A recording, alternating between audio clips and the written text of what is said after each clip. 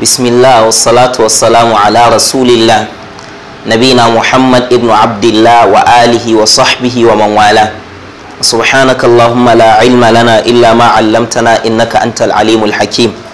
Rabbi shrah li sadri wa yassir li amri wahlul 'uqdatan min lisani yafqahu qawli. Bayan haka ƴan uwa masu kallon mu da sauraron mu, insha Allah yau zamu tunasar da kanmu ne akan abin da ya shafi sahabban manzan Allah sallallahu alaihi wasallam, wato waɗannan waliyai na Allah, sahabban manzan Allah sallallahu alaihi wasallam suna da abubuwan kalla da yawa a cikin rayuwarsu. Sahabbai suna daga cikin manyan aji na waliyan Allah, domin dama ita walitaka ta Allah ana samunta ne da imani da tsoron Allah, to sun same ta kamar yadda Allah maɗaukakin sarki ya gaya mana a cikin suratu Yunus a aya ta 62 zuwa ta 64.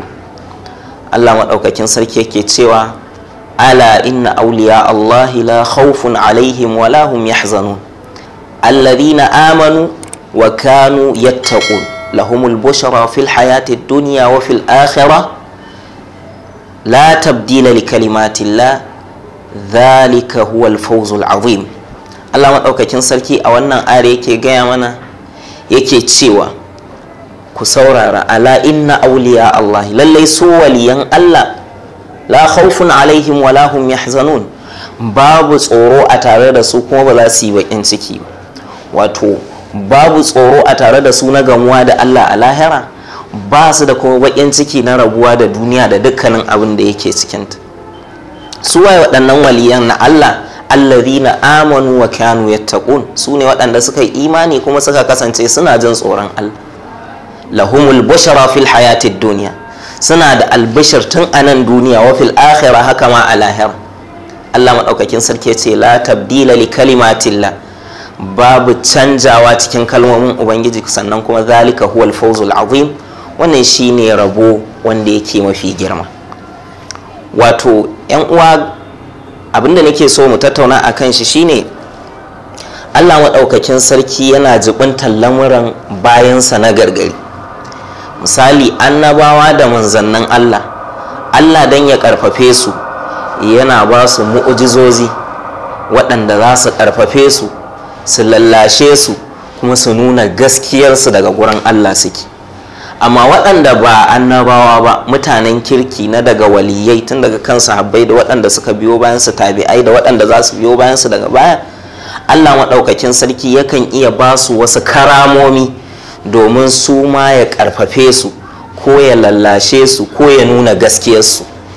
Domin dama ana samun karama ne ko dai don tsananin buƙatar wani bawan Allah da yake cikin tsananin buƙata a bashi karamar ta ƙarfafe shi, ko kuma don a kafa waɗanda suka ƙi yin imani da abin da yake ɗauke da shi a kafa musu hujja.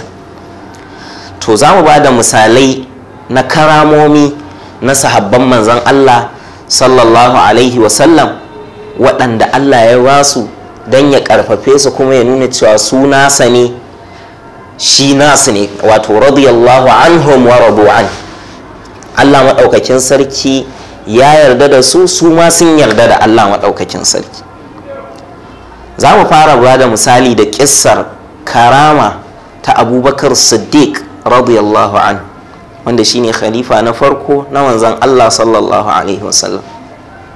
Labarin wannan ƙissa yana cikin Bukhari da Muslim, wanda Abubakar radiyallahu anhu cikin karamci da suka saba yi, sukan ɗauki baƙi su kai su gidansu don su ciyar da su abinci, su sauke su. To wata rana sai ya sauki wasu baƙi guda uku ya kai su gidansa, sai aka yi sa'a abincin ranar ba shi da yawa, amma haka saboda karamci ya fito musu da shi.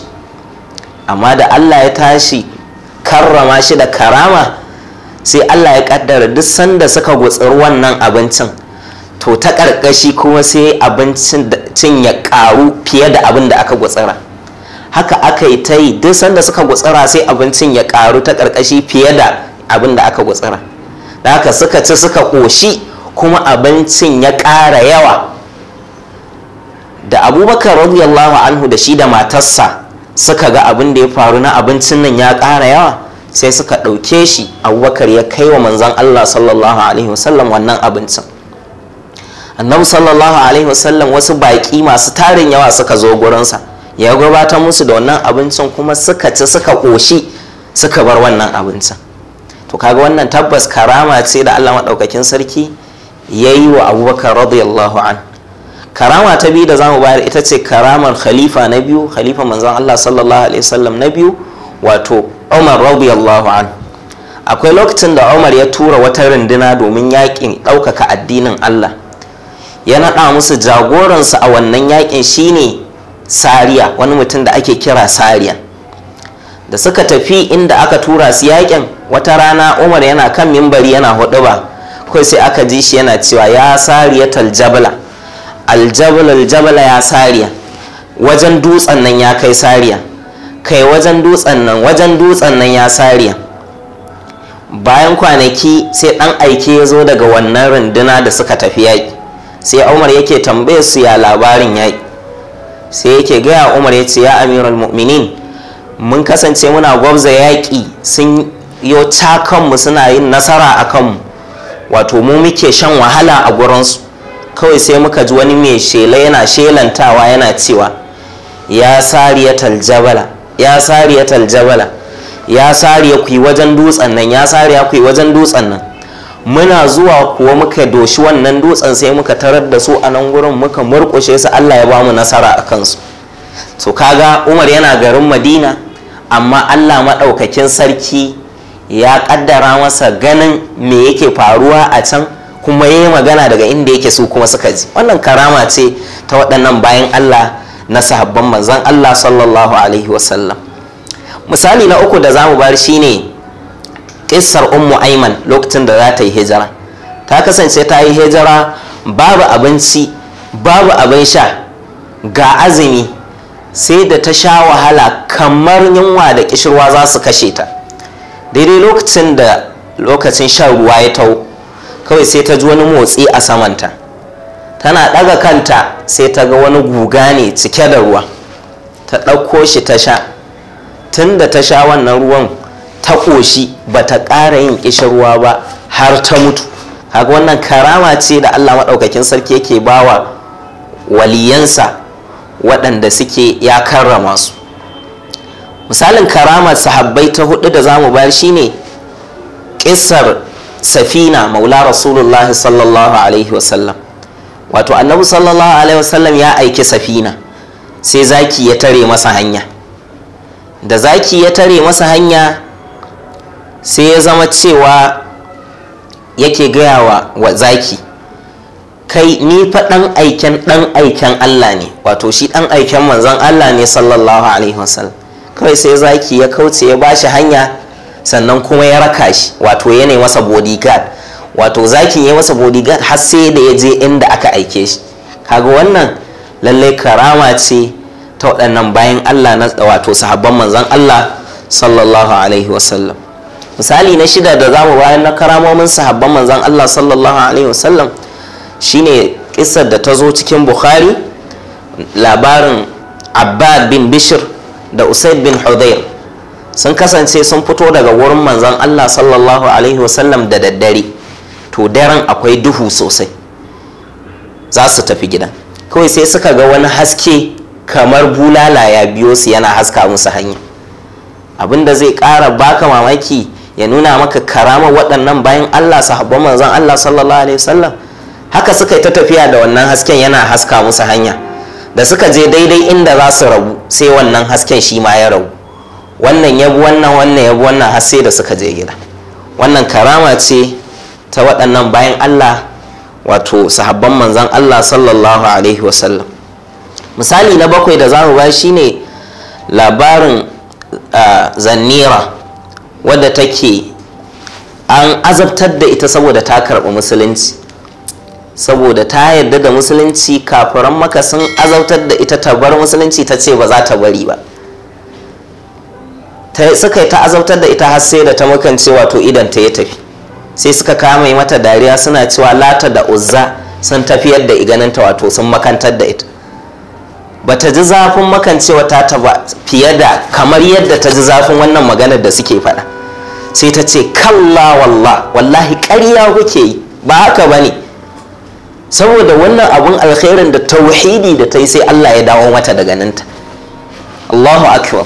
Kaga lallai wannan yana nuna me karamar waɗannan bayan Allah da matsayinsu a gurin Allah, da yadda Allah ya karfafe su, da yadda Allah ya nuna wasu hujjoji da suke nuna cewa waɗannan bayan Allah da gaske suke na Allah ne, kuma Allah suke nufa da al'amuransu.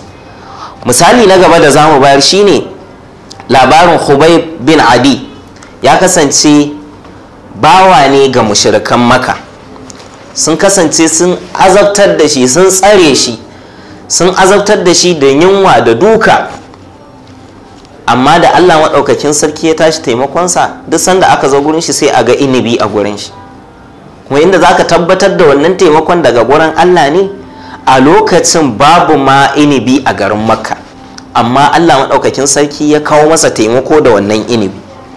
Misali na gaba da za mu bayar shine labarin Khalid ɗan Walid. Lokacin da ya tsara wasu mutane yake bijiran musu da musulunci, suka ce su ba za su musulunta ba sai dai idan zai sha sammu, wato sai dai in zai sha goba. Shi kuma saboda karfin imaninsa da Allah ya yarda dan Allah zai, kuma addinin musulunci ne gaskiya, ya karɓi wannan sammun ya sha kuma babu abin da ya cutar da shi. To kaga wannan yana nuna gaskiyar imanin shi da ya yarda Allah ne yake amfanarwa, yake cutarwa daga gurin shi take, amfanarwa daga gurin shi take, ya karɓa ya sha kuma da imaninsa, kuma Allah ya gaskata shi cewa babu abin da ya same shi. Sannan misali na gaba da zamu bayar labarin Ala bin al-Hadrami. Al-Ala bin al-Hadrami ya kasance manzon Allah amilu Rasulullahi sallallahu alaihi wasallam ala Bahrain. Yana manzon Allah sallallahu alaihi wasallam aiki, Annabi sallallahu ya sanya shi aiki a Bahrain. Ala bin al-Hadrami yana daga cikin waɗanda suke ana amsa addu'o'insu, wato mustajabud da'wa. In yi addu'a ana karɓa addu'arsa. Ya kasance yana da wasu shahararrun kalmomi da yake faɗa kafin ya gaya wa Allah bukatunsa. Ya kasance yana cewa ya alimu, ya halimu, ya aliyu, ya azimu. In yi wa Allah wannan kirari guda hudu sai ya faɗi bukatunsa, sai kuma Allah ya biya masa waɗannan bukatun. An yi abubuwa da dama ya yi haka kuma an yi nasara.